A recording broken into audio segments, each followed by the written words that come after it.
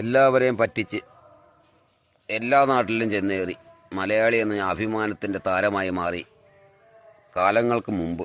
കാലങ്ങൾ കഴിഞ്ഞപ്പോൾ എന്തു പറ്റി? ഇപ്പം മലയാളി എന്ന് കേൾക്കുമ്പോഴേ ആൾക്കാർക്കറിയാം ഉഡായിപ്പിൻ്റെ ഉസ്താദന്മാരാണ്. കൽപ്പവൃക്ഷം തന്നു, ഒരു പുല്ല് പോലും അതിൽ കളയില്ലായിരുന്നു.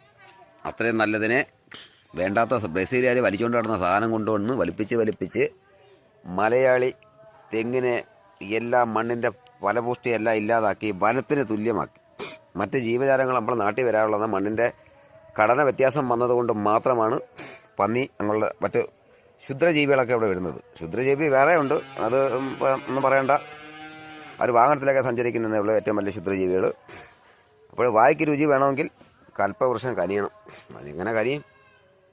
മലയാളി വായ്ക്ക് രുചിയുള്ള ചൈനീസ്, ജപ്പാൻ, അമേരിക്ക, റഷ്യ എന്തിനേരെ പറയുന്നു, പാണ്ടിക്കാർ ഇട്ട് കലക്കി കുളമാക്കി ചവിട്ടി കുടിച്ചുകൊണ്ട് വരുന്ന പലഹാരങ്ങളൊക്കെ തിന്ന് ശീലമായിപ്പോയി. രുചിയുള്ള ഭക്ഷണം കഴിക്കണമെങ്കിൽ തേങ്ങ വേണം. തേങ്ങ വേണമെന്നുണ്ടെങ്കിൽ തേങ്ങിക്കൊണ്ടിരിക്കണം. തേങ്ങയില്ല, ഇപ്പോൾ എല്ലാം കരിക്കെല്ലാം മരുന്നൊക്കെ അടിച്ച് ചിരട്ട ഒട്ടിക്കുമ്പോൾ കനമില്ല. തീ വിട്ട് കഴിഞ്ഞാൽ അത് പിന്നെ എന്തിനാ പറയുന്നത്, ഒന്നിനും കൊള്ളത്തില്ല. മലയാളീനെ എന്നാ മാറുന്നത്? മലയാളി എന്ന് മാറുന്നത് അന്നേ ലോകം നന്നാവും. എൻ്റെ പൊന്ന് കൽപ്പവൃക്ഷമേ, നീ കനി.